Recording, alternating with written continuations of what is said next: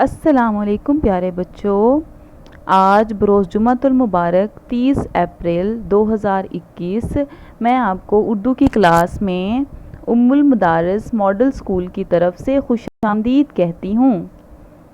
آج ہم جماعت ہفتم سبق نمبر 5 کریں گے۔ سبق نمبر 5 ہمارے پاس کیا ہے؟ وہ نظم ہے۔ نظم کا عنوان کیا ہے ہمارے پاس؟ پیارا وطن۔ سبق نمبر 5 پیارا وطن ہم کریں گے۔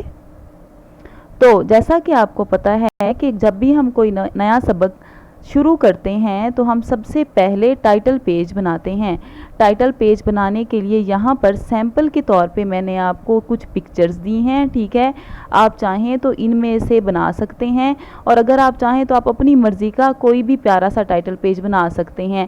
جیسا کہ آپ کی نظم کا عنوان ہے پیارا وطن، ٹھیک ہے؟ تو آپ نے پاکستان کا جھنڈا بنانا ہے، مینار پاکستان بنانا ہے، یا اس طرح کا آپ خوبصورت سا جھنڈا بنا سکتے ہیں، اور اس طرح سے بھی پاکستان زندہ باد کی بجائے آپ کیا لکھیں گے؟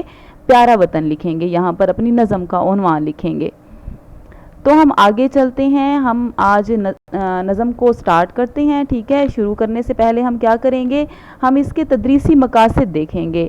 تدریسی مقاصد کیا ہوتے ہیں کہ ہم اس نظم سے، پیارا وطن نظم سے کیا سیکھیں گے؟ تو اس سے ہم نے سب سے پہلے ہم سیکھیں گے وطن کی اہمیت جان سکیں گے، ٹھیک ہے پیارے بچوں؟ ہم کیا سیکھیں گے؟ وطن کی اہمیت کیا ہوتی ہے، وطن کی قدر ہم کیسے کر سکتے ہیں، وطن سے محبت کرنا سیکھیں گے۔ اس کے بعد ہم سیکھیں گے کہ قافیہ اور ردیف کیا ہوتے ہیں، ٹھیک ہے؟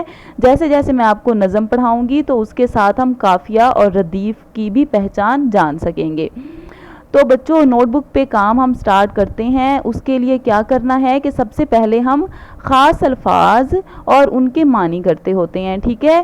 ان کے مطلب کرتے ہوتے ہیں، اور اس کے لیے آپ نے نوٹ بک پہ اس طرح سے پیج بنانا ہے، الفاظ لکھنے ہیں، معنی لکھنے ہیں، ٹھیک ہے؟ تو سب سے پہلا لفظ جو یہاں پر دیا گیا ہے وہ ہے سہانا۔ سہانا کا مطلب کیا ہوتا ہے؟ اچھا نظر آنے والا۔ اس کے بعد دوسرا ہے سندر۔ سندر کہتے ہیں خوبصورت کو۔ لہکنا، لہکنا ہوتا ہے لچکنا، لہلہانا، جیسے ٹہنیاں لہلہاتی ہیں۔ مہکنا، مہکنا کا کیا مطلب ہے؟ خوشبو پھیلانا، ٹھیک ہے؟ اور ہے فسانے۔ فسانہ کسی ایسی چیز کو کہتے ہیں جس کی کوئی حقیقت نہ ہو۔ تو ہم آگے چلتے ہیں، ہم نظم کا پہلا بند پڑھتے ہیں اور اس کی تشریح دیکھیں گے۔ ہمارے پاس نظم کا پہلا بند کیا ہے؟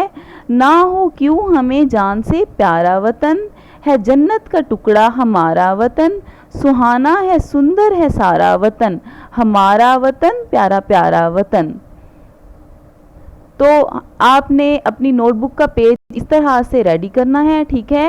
جیسے آپ نے اوپر ڈیٹ لکھنی ہوتی ہے، دوسری طرف کیا لکھتے ہیں؟ جماعت کا کام، اور اس کو آپ نے انڈر لائن بھی کرنا ہوگا۔ تو سبق نمبر 5 ہے پیارا وطن، عنوان کیا ہے؟ تشریحات، ہم تشریح کرنے لگے ہیں۔ بند نمبر 1 ہے نہ ہو کیوں ہمیں جان سے پیارا وطن، ہے جنت کا ٹکڑا ہمارا وطن، سہانا ہے سندر ہے سارا وطن، ہمارا وطن پیارا پیارا وطن۔ تو اس کے بعد ہم کیا کریں گے؟ حوالہ متن، نظم کا عنوان۔ نظم کا عنوان کیا لکھیں گے؟ پیارا وطن۔ اس کے بعد ہم کیا لکھیں گے؟ شاعر کا نام۔ شاعر کا نام سب بچوں کو یاد ہونا بہت ضروری ہے۔ شاعر کون ہے یہاں پر؟ اختر شیرانی۔ اس کے بعد ہم اس کی تشریح شروع کرتے ہیں۔ تو سب سے پہلے میں آپ کو سمجھاتی ہوں، نہ ہو کیوں ہمیں جان سے پیارا وطن، کہ ہمارا وطن ہمیں اپنی جان سے زیادہ پیارا کیوں نہ ہو، ہے جنت کا ٹکڑا ہمارا وطن، کہ ہمارا وطن جنت کا ٹکڑا ہے، ہمارا وطن اتنا پیارا ہے کہ ہم اسے جنت سے تشبیہ دے سکتے ہیں، ہم کہہ سکتے ہیں کہ ہمارا وطن جنت کے جتنا پیارا ہے۔ تو اتنے پیارے وطن سے ہمیں محبت کیوں نہ ہو بھلا؟